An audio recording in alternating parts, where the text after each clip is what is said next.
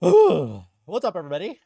It's your boy Serrano786 here for some Destiny 2. We are on the eve of Ledgefall. You can see my beautiful Puka. Puka, Puka, come here. Say hello to my Puka. This is Puka. I don't know if I should name him or her or it, but it does light up. Check that out. And you can set it where it like pulses. Look at that. Oh, neat, neat. I unboxed this today. I have the TikTok up of me unboxing this. Maybe we'll leave that on for the rest of the stream. All right. All right. So we'll leave that on. But today we're gonna be doing a couple of things because obviously no gaming today. Wanted to take it easy today, right before Lightfall, since that's releasing tomorrow. So, first things first, we are going to review patch notes. There was a massive, when I say massive, massive patch notes for Destiny 2. So I thought we would review that first. Let's go to this.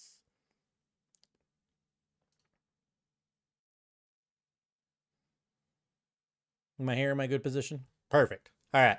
Puka, watch out for the rest of the guys, okay? Hold down the fort. I ended up moving my Dragon Ball Z up and then my Puka there, and I moved my Metroid over here. So my Metroid is just chilling over there. Anyways, patch notes. Here we go. All right, so these are basically the patch notes for Lightfall. And these are what's coming out tomorrow, basically. So, I read through a little bit of this. This basically just this first part talks about how they're going to be implementing the exotic armor swap penalty to Trials of Osiris competitive. Basically, it'll work like changing your super, and it'll just suck up all your energy for everything, basically. So it won't really be a benefit unless you just see something's not working. I still think people will probably exotic swap, but just not as much, or they'll find another something else. I don't know. We'll see. And then let's see. Competitive fixed a bug that caused the competitive intro quest to auto claim the completion reward. Rewards are now claimed upon interacting with Shax.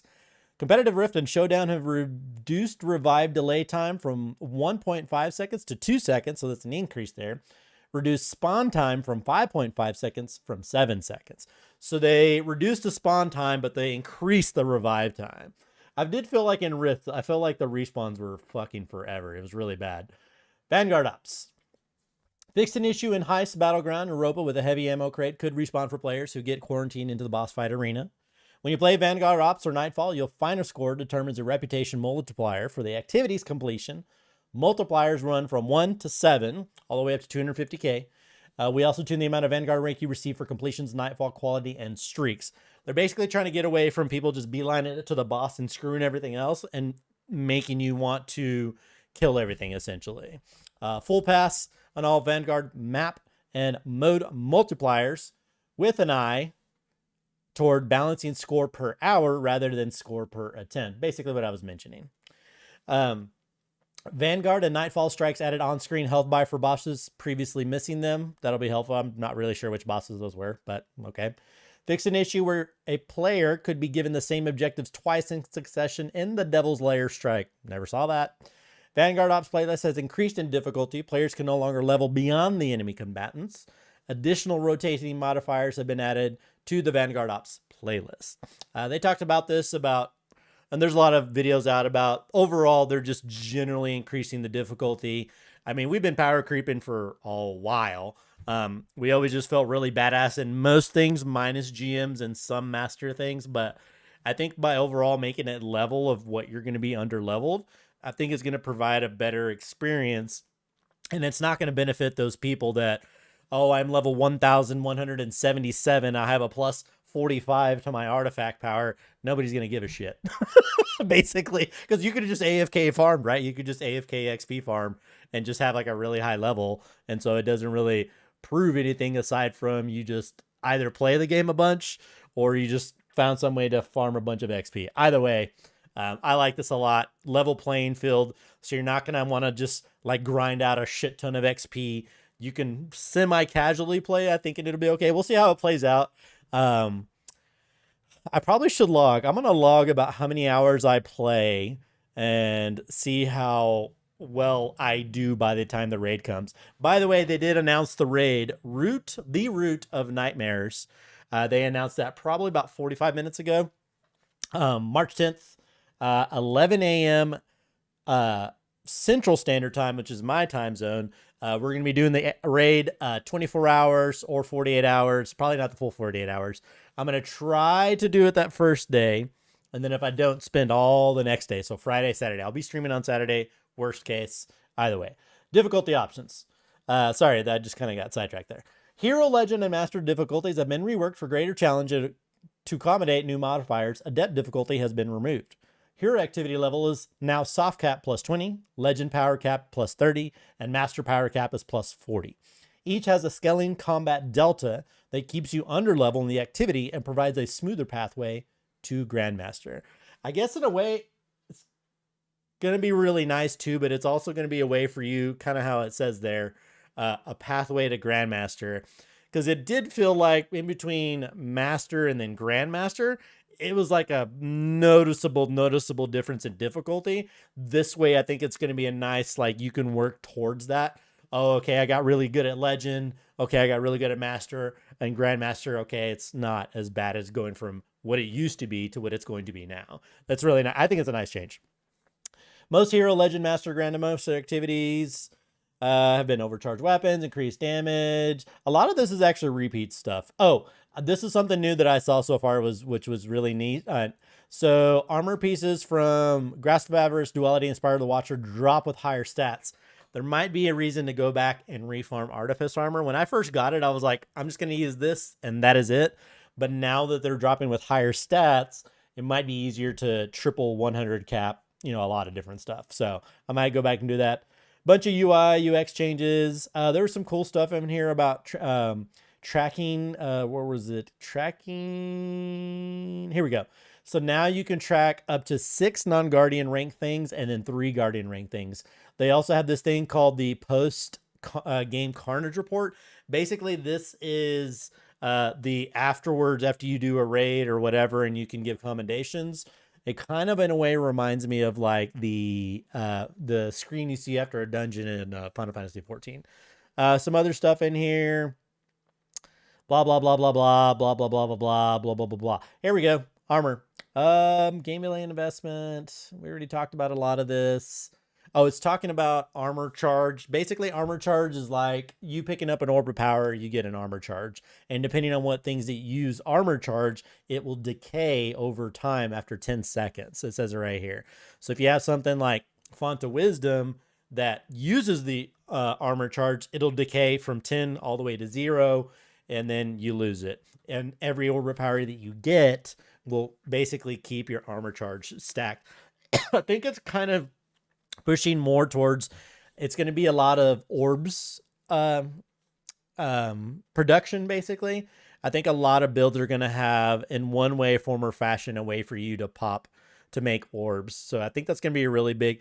My only problem with that is it's forcing you still, in a way, to do certain things with your builds. Like, oh, you want armor charge? You want to take advantage of these cool, like, mods? Well, you're going to have to, like, basically be pumping, have somebody that pumps out orbs, or you yourself would be making orbs or something. Like, I feel like it's still in a way making you do something, but it's a nice change to move towards, simplifying everything. I would love for it to get to a point where we don't need that and you can just have stuff, but it is what it is. They got rid of stuff, rid of Warbind cells. Already talked about this. This was the big thing that I think I wanted to go over, was some of the exotic changes, because this was crazy. A lot of this stuff is actually just repeat. Let me go through all this. Oh, look at the grenades. Where's the grenades? Where's the grenades? I looked at the grenades and I was like, what?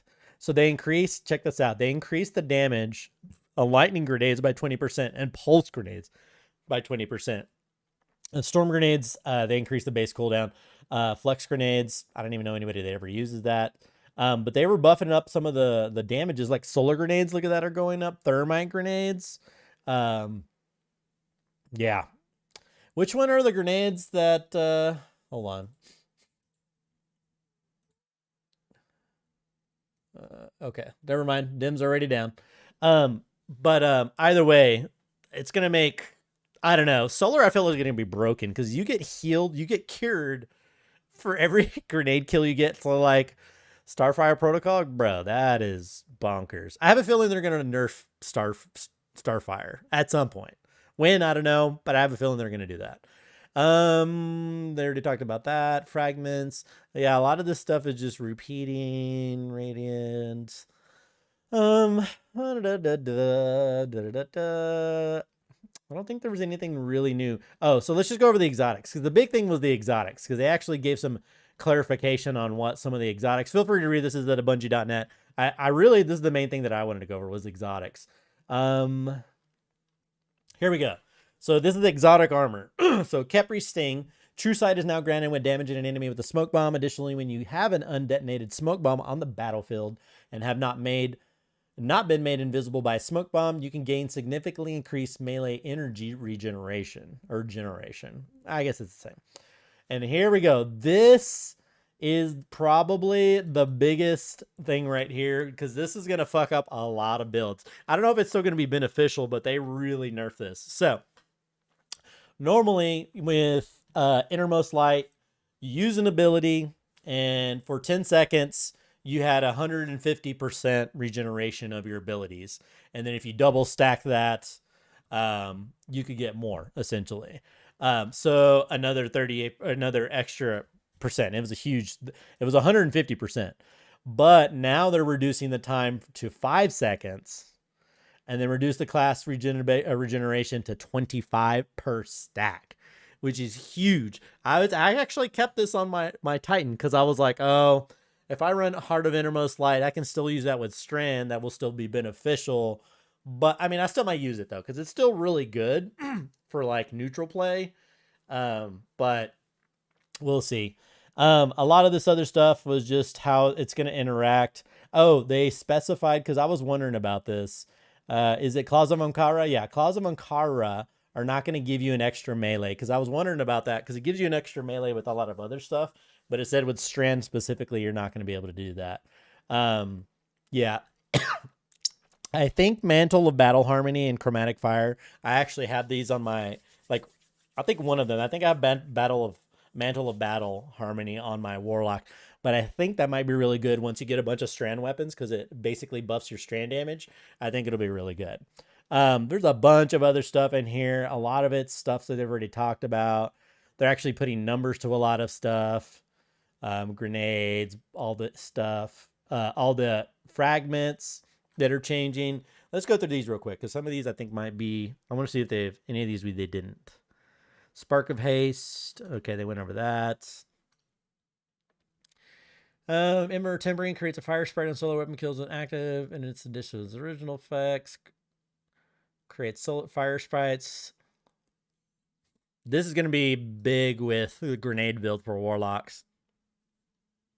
This is the one that's stupid. Like, they're basically just going to make Warlocks unkillable, essentially, where you're just lobbing grenades. You just heal, Wither Horde, rocket, grenade, heal. You're just like, dude, you're not going to die. Like, I still feel like they're going to have to, I feel like at some point, nerf Starfire, because it's just so strong. Void. Defeating volatile, defeating shield. Yeah, a lot of this is repeat. Finishers, emotes, Ingrams, we already know about. Yeah, a lot of this is just repeat stuff, but they put it all in just one nice, tidy location. But the exotic armor thing was really kind of crazy. Okay, I just wanted to go over that briefly. I wasn't going to go through the whole thing, but now we are going to go get some reading in. All right. So we're now going to be reading from the final book of Osiris. We're going to read through this. So we went through Keitel and we went through Elsie Bray. Basically, for each of these, and it was in different ways. Like in Keidel's perspective, she was just remembering her past. She just was remembering these certain memories at various times in her life. When she was 3 years old, when she was 35, when she was just, it was like all over the place. And it was in a way similar to Elsie Bray, because with Elsie Bray, was having the same thing, memories about, random times and different things, but it was brought on by her puka, which the puka couldn't fly. It was just like crawling around on the ground. But her puka was help pulling these memories from her. So I'm assuming that based on everything, these are going to be memories of Osiris. This is probably the one that I'm the most curious about. So let's just hop into this and let's start getting through these pages. All right. Breakdown. It's not that I disagree with the judgment call, Opicius said, and revolved gently on the spot. But you can't go easy on him. It's an evaluation, not an interrogation. Ikora did not give in the impulse to fold her arms this time. You know what I mean. Ikora sighed very softly. He was right, all things considered. I don't intend, and I'm well aware that there's an equal helping of suspicion on me for not seeing through Savathun's deception. We didn't see through it. Ficius' correction was as firm as his earlier challenge. It was a complex series of failures that can't be laid on any one person. Ikora shook her head. She never could have impersonated him so successfully if Sagira was alive. Los echoed loudly. In that respect, I suppose Xivu Arath did her sister a favor, Ikora finished. Yes, it's sad. Something unsaid lingered there. But, Ikora prompted. But, Ophikius continued, you can't tell me you didn't think it too, just for a moment, about bringing her shell back to the relic on Mars. There was a moment, just a breath, where I hoped. Ikora agreed. I shouldn't have. Hope doesn't often obey wisdom, Ophikius fixed her with his single gimlet eye. Though he wasn't strong, Ikora wasn't wholly interested in being generous to her failings.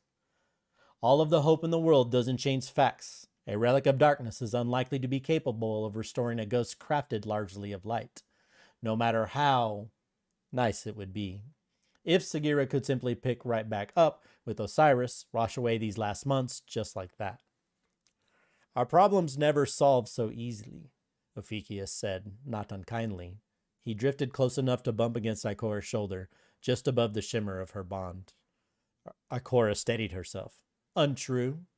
Eva Levante provides us perfectly fixable problems. A little whir of amusement.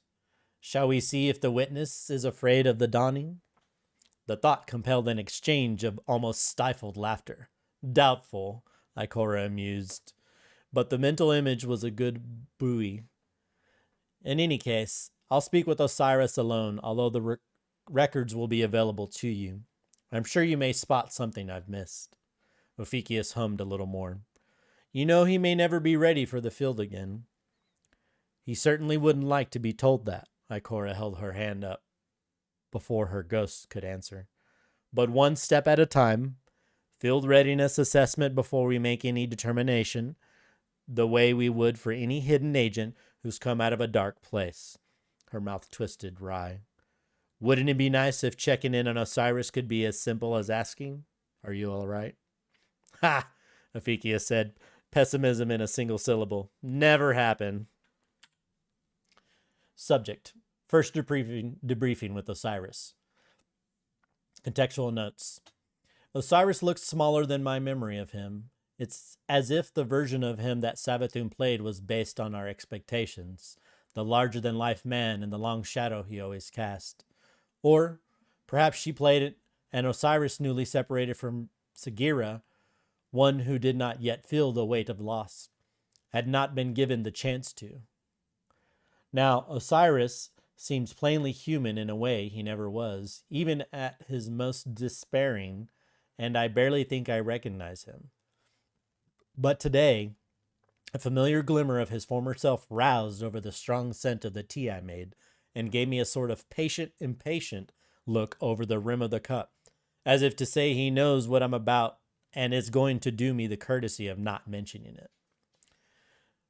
That's just as well. Osiris never has been one to sit down and openly talk about his feelings, and I doubt very much if his time in Savathun's possession will have changed that.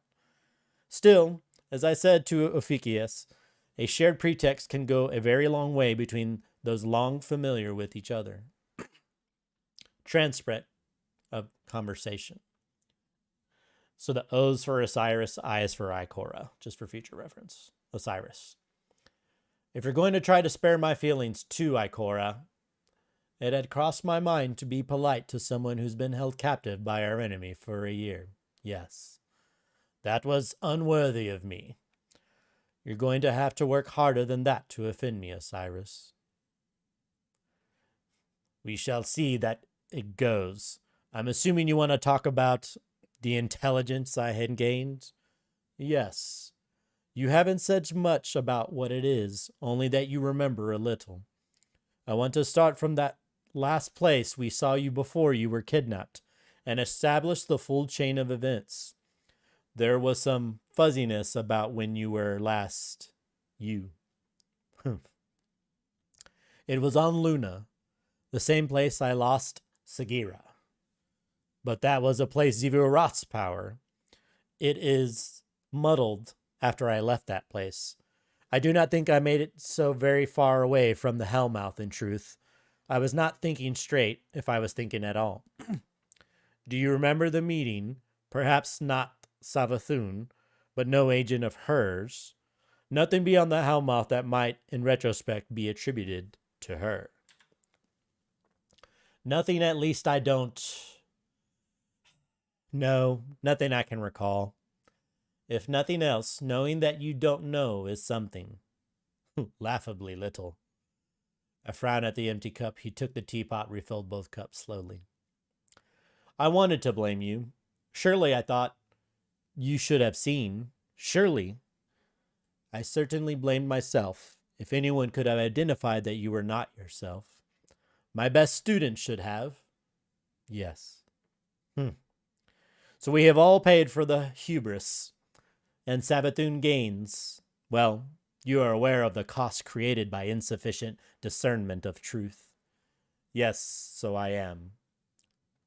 There was a long period of silence, not a technical transcription fault. Perhaps such blame is misplaced. After all, if she were discovered, what would Savathun have done in response? She might simply have moved up her plans to offer a bargain. Perhaps she would have known less of Vanguard operations. Perhaps you would have never been returned to us at all. Perhaps our guardians might have stormed her throne world regardless. After all, they are very motivated with new weapons and old friends are involved. The variables involved would give even a prediction engine difficulty. Then perhaps you should not have made the bargain in the first place, Ikora. Osiris. Don't mistake my words for ill-guided martyrdom. That I am alive and here now is a gift I don't intend to waste. Then don't. But I am not wholly oblivious to the state of things in the city. People question me. Whatever cachet I maintained after my exile, whatever Savathun gained in my stead, it is all useless now. People should question their leaders, including the Vanguard. But where leadership is not only challenged, but also entrusted, then there is much room for expanding chaos, corruption even. I know. Believe me, I know. Do you trust me, Ikora? I'd like to say that I do. Perhaps it's better to say that I trust you, Osiris. But I still wonder if I trust my own perceptions. Good. Well, he's Osiris, Ophiuchus concluded, the pieces of his shell flexed one final time before settling into place, compact as ever. I don't know what else we expected. Ikora compressed a smile and wrapped her hand around the small recorder. You joke, but... Ophiuchus played a thin touch of light across her curled fingers. You think he sounds too much like himself? Perhaps I'm being overly cautious. She opened her grasp, revealing an empty palm first, then producing the reorder again to pass over Ophiuchus. A pointless trick, but worth a moment of a smile. Perhaps I think too much of what will be perceived in a failure to be overly cautious. Ophiuchus whirred quietly, thoughtfully. An ounce of prevention and all that. Ikora breathed out a quiet sigh as to expel her worries with it. Optics aside, I do worry about Osiris. Despite his many strengths, he is only human. Even a stone may be worn down in time, and people are not so resilient as stones. Ophiuchus for once did not argue with her logic. Subject: second debriefing with Osiris. Contextual notes. Osiris and I spoke again perhaps a week after the first conversation in the same secure location, my office. It isn't the best illusion. He is still not at full strength, but the security concerns triumphed as he agreed with that. The tea was different. I tried to blend with chamomile, reasoning that there wasn't a single person in the tower who couldn't use an extra bit of calm. He took a mouthful of the chamomile tea and grimaced at me, though I could not say if it was in judgment of the flavor or the intended effects. Regardless, I was not offended. I had some extra for Osiris this time, Sagira's shell. It had been held in secure hidden storage due to the value of the attached memories, but in course of Lin 357's assessment of the Altars of Reflection, I was assured his thoroughness had extracted anything we possibly could gain from it. So while the other artifacts have remained locked away in a secure vault, this one I brought to return to Osiris. I offered him Sagira's shell without any other indication of what I meant to accomplish. Osiris cradled her between his hands with the utmost tenderness in his face. I wonder how I could have mistaken Savathun for him. I wonder how I could have suspected the man before me. It seems clear now in retrospect, of course, with the one to hold up beside the other. Savathun had never spoken very much of Sagira's loss, and I had taken it for grief compressed, coping tied firmly down, not to be addressed. I had thought it was not my business to tell him how to grieve, not when Xivu Arath and the Cabal Empire were knocking at the door with the wrath and battering rams. Oh, but this is a grief too big for even a man of his caliber to chain down. Other notes of relevance. Transcript abbreviated slightly.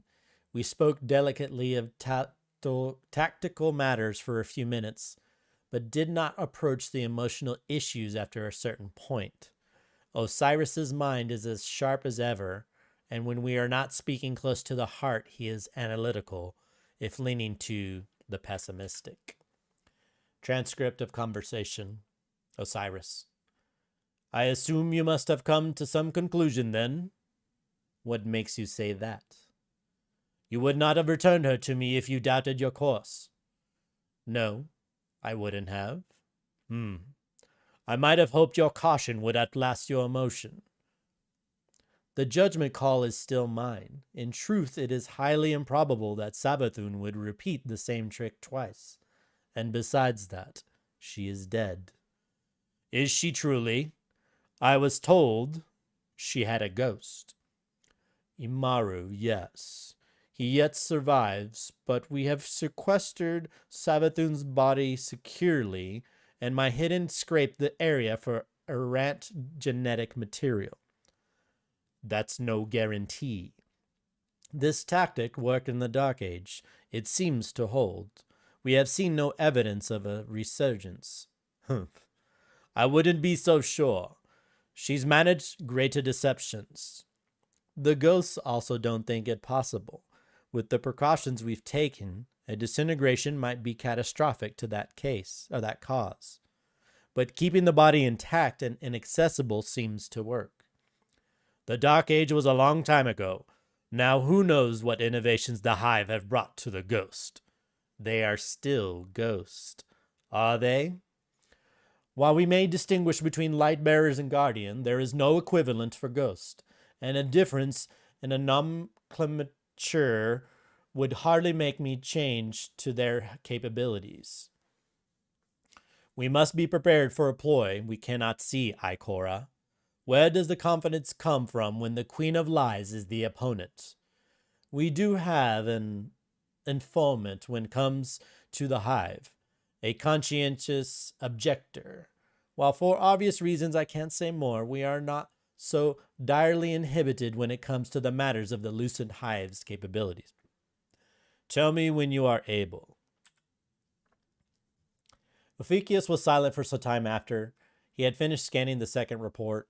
Ikora didn't press, choosing instead to stare down at Osiris's empty cup and the cushion where he had sat. It strikes me as ironic, Ophiuchus said finally, that the problem caused by Sagira's absence is one she would have been perfectly suited to solve. Ikora's mouth curved, a complication of emotion in the bare shape of amusement. Paradoxal irony, yes. She fiddled with the audio recorder, marking it as sealed, no further changes. I still wonder at his reaction to Amora and our method of preventing Savathun's resurrection. Ophiuchus drifted over the low table and around the empty tea things. His shell plates moved in a ripple of discrete sections, suggesting a shrug. It sounded like fear to me. Quiet fear, perhaps, but fear all the same. I have rarely known Osiris to be truly afraid of anything, Ikora admitted. Once more she felt as though she stood on unstable ground.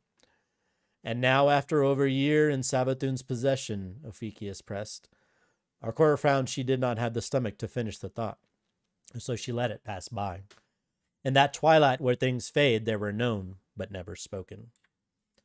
Subject: third debriefing with Osiris. Contextual notes. A week since the last debriefing, Osiris seemed in better spirits today. Perhaps there had been more time to pack troubling things away. Perhaps, having Sagira's shell in hand, he was secure in knowing the worst blow had already fallen. There was one point in the conversation where he fell into self-reflection, murmuring. He did not look at me, and his voice was not steady, somewhere deep in memory, perhaps. Whether it was his own or Savathun's, for the most part he was coherent himself. But here I wondered again if it was safe to let him look back into the field, or if I could, in truth, forbid him. Transcript of our conversation. Osiris: I see you've changed teas again. And I saw the face you made at the chamomile. You might have chosen a better blend last time. I can brew that instead if you'd rather. You had more questions, didn't you? Ask already. Yes, I want to know about what you remember from the last year. Anything could be important, and you implied. I remember what I implied. I remember she kept some sort of connection to me, to rely on my experiences and memories. You see, most of the time I was delirious and lost in darkness. Very occasionally I caught glimpses. Glimpses? Yes, of her thoughts, of feelings. Knowledge that surely would compromise a god of secrets, so it cannot have been intended. Something must have gone awry in her plans and would account for the scattered nature of that which I recall. There are many number of things it could be attributed to. The influence of darkness, the Nezarec relics, the intrusion of Zivu-Aras forces during the ritual might have disrupted Savathun's influence. Or perhaps her death and resurrection might have had some effect on you. Debating the reasons do not interest me. That does. We have thought Neptune to be a dead end, a hope that was never realized. But she knew something about it, or perhaps something on it, which brought her power. Some deception or hidden truth, some bluff that she had held uncalled against the witness and its disciples.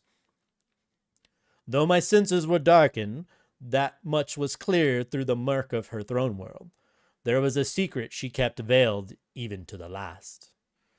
I do not fully understand what I saw, and for a human to understand a hive mind, how many legends of catabasis do we have, Ikora? We currently have dozens of stories about descending to the realms of the dead, though research has indicated many more have existed, lost in the layers of human history we will never lay eyes on. Mathematically, there were likely hundreds. Inanna and Dumizid, and Geshtinanna, Orpheus and Eurydice, Izanagi and Izanami, to name a few.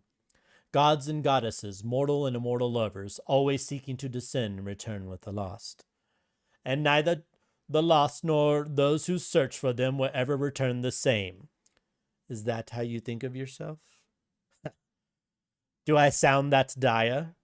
All guardians, all light bearers have done as much, but others, well, I wonder, do our former enemies have similar stories? What exactly are you getting at? Frequently, the underworld. Are those realms beyond mortal existence, possessed wisdom that living do not? What then is knowledge from a dead hive god vested in deception? So, Neptune and secrets. Inanna. What is it? A thought. An echo of one. The return from the underworld, and Inanna cast off her veil. It makes sense. I do not understand when I first felt clutching whispers, carrying wisdom from Ker when she strode into the sunlight again. Osiris murmuring, self-directed. See initial notes. Ikora. This witness. I do not say this lightly, but it made her wary. Not in the way she might have been of guardians, who storm blazing into battle with power and conviction and no restraints.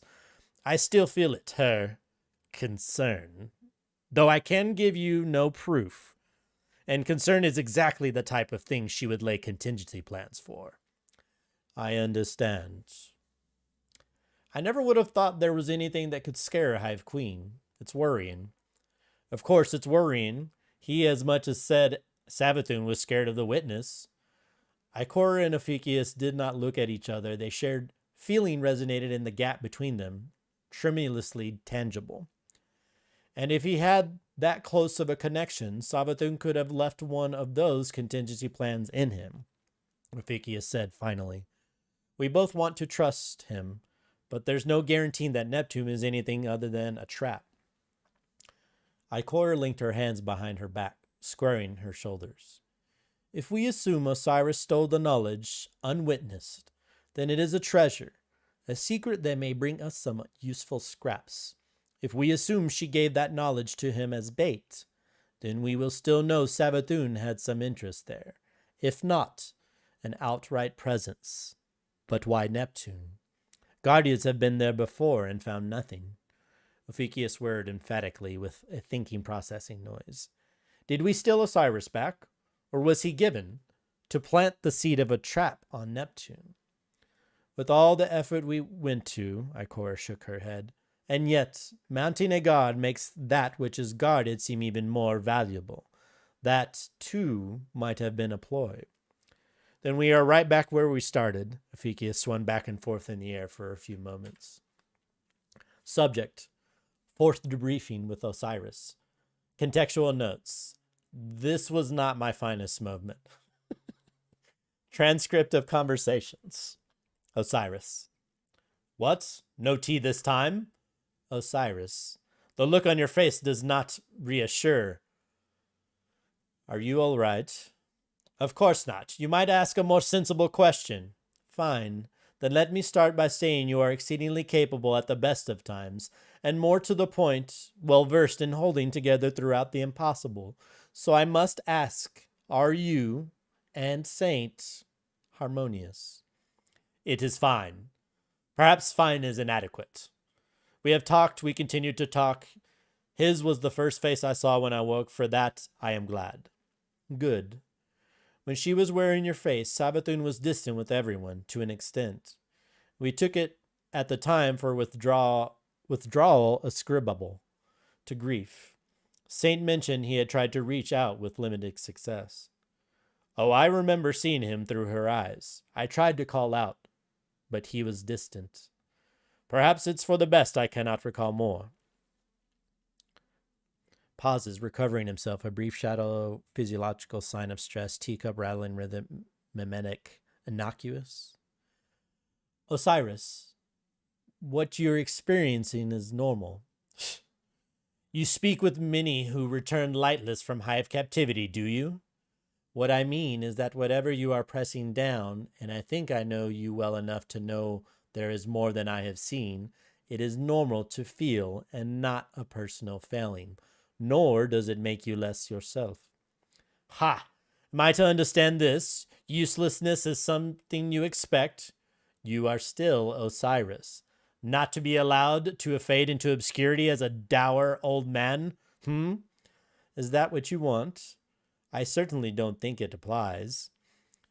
I do not think I have ever truly felt my age before. It is disconcerting.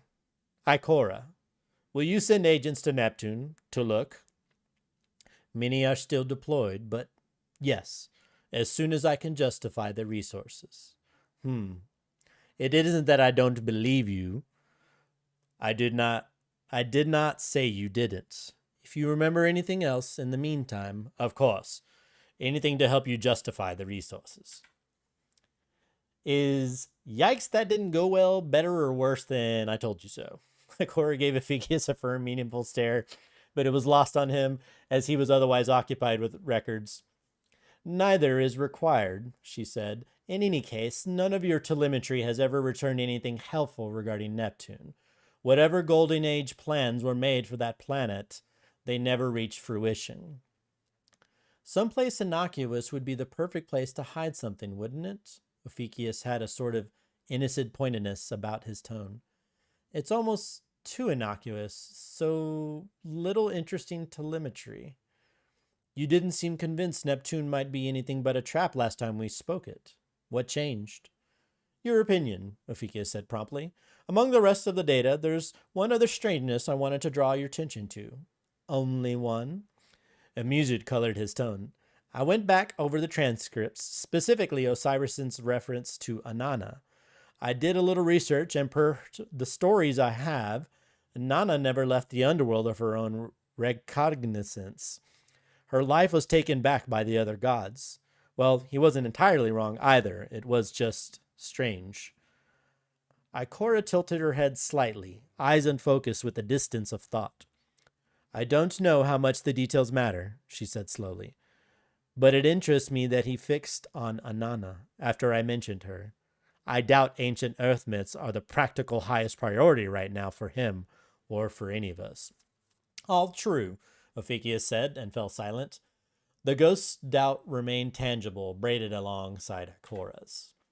Subject: Conclusions about Osiris.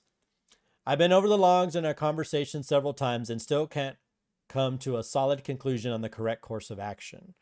Osiris acts like any person might when struck with incalculable grief and trauma, sometimes himself and other times distant, sometimes reserved and then inclined to argue just as quickly. He is self-aware at least, but in my experience, the self-aware often grow frustrated quickly if they are unable to resolve that which they are struggling against. He no longer has light, nor a companion to pull him from danger and temper his most reckless instincts. This alone would make him a danger to himself, if not others, in the field. It is still unclear if he is fully free from Savathun's influence, and the question of Neptune's remains outstanding. I have not yet received word from the hidden sent to sweep the most apparent locations. Clearing Osiris for fieldwork carries its own risk. Besides the enumerated above, public perception that he is fully trusted and approved of may cause backlash, foolishness, or both. Will he chafe so much at being restricted that he will simply go on his own? If that's the case, it would be better to sanction his movements, if only that he does not waste time concealing his presence from the vanguard. Ophikius has not been able to argue around a firmly reasoned position. It seems we are both stricken by doubt. We can little stand to lose Osiris's knowledge, and I would hate to lose his friendship. I suspect in the end there will be little choice but to permit Osiris's free movement. That being said, delaying such a decision as long as possible, to give him time to heal, to us time to search. May the best of several imperfect options. I am still worried. And that's it.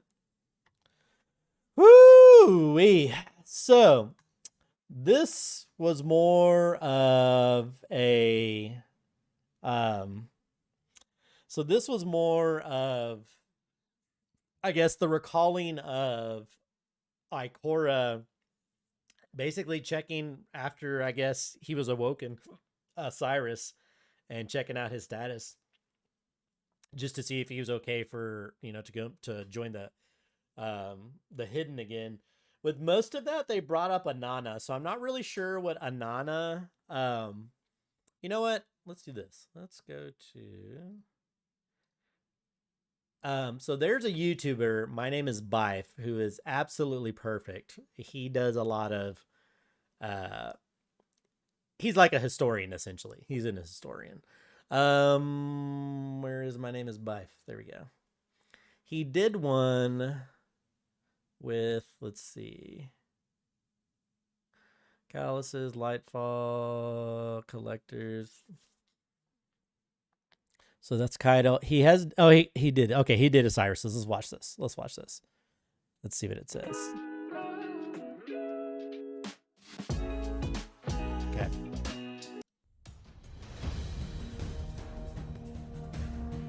Life here. So this video is one of three. If some of this lore ends up being particularly pertinent, I'm going to reference it in other videos, but it's all going to be split into three things because that's how the Collector's Edition lore from Lightfall comes. Split into Fickius's Investigation of Osiris. Yeah. This is one of those three lore books, and it's got a lot of stuff to it, but we're going to cover it all today. I'm going to hopefully cover the other two just ahead of Lightfall. However, there are other videos out there on these topics, so I wanted to go ahead and prime you for that. It's going to take me a little bit of time to actually get to the others, and in the meantime, both Mylin and Yves have good Collector's Edition lore videos, so if you've not already done so, go ahead and share the love and jump in, watch some of their content too. Anyway, without further ado, let's jump into this book. First of all, before you jump into any of the books, you have a note from Zavala attached to all of them, and it reads as follows. Guardian. Fragments of information regarding Neptune have So been these are all in recently ways, let's see. that could become of interest to the Witness and its disciple Callus. Our planetary scans have been inconclusive. Personal assessment creature therefore may bear relevance. Finally, supplementary records from Empress Keitel provide insight into Callus's psyche. It's only really been back with us for a single season, and it also means that we're going to be looking at a lot of stuff to do with trust.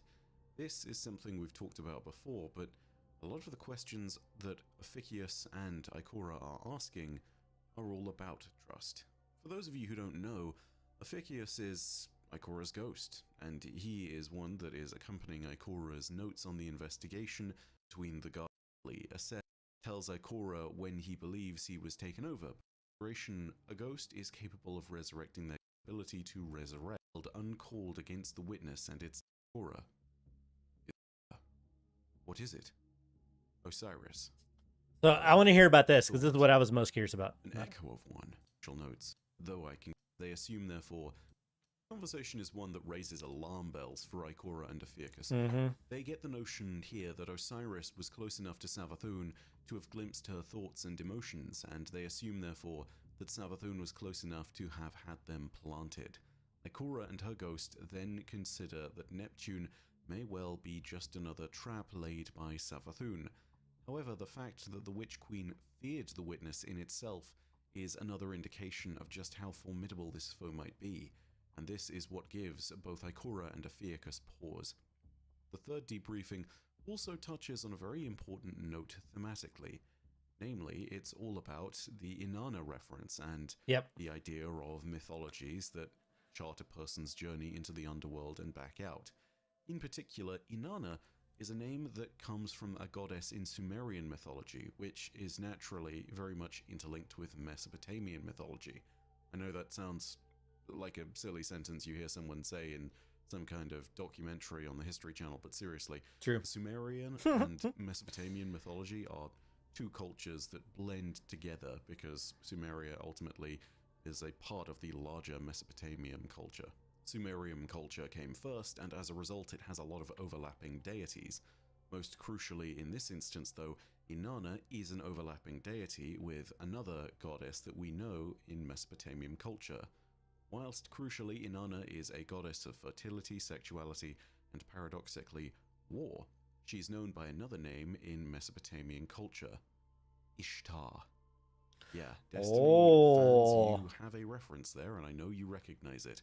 More notably than this is the fact that Ishtar is a name that comes up in Destiny in the form of the Ishtar Collective. Yeah. Ishtar is something that has been noticed before. It's something that we find on Venus. That's Venus why they were piqued by that. The associated god with it if you were to transpose things on. So the Ishtar Collective was another like old group from the Golden Age.